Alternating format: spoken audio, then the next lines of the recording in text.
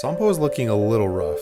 The paint is fading in several locations and more. We'll be making Sampo look just a little better by the end of this series. First, we'll be looking at the interior. This was a factory upgrade of the main center console.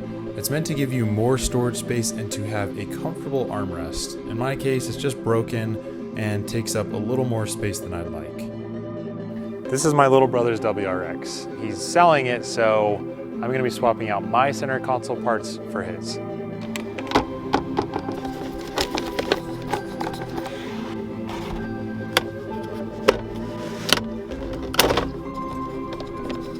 I've already removed the center console on my WRX, so all I have to do is install it. And since we're in here, the parking brake cable is really loose, so I'm going to tighten that up a bit.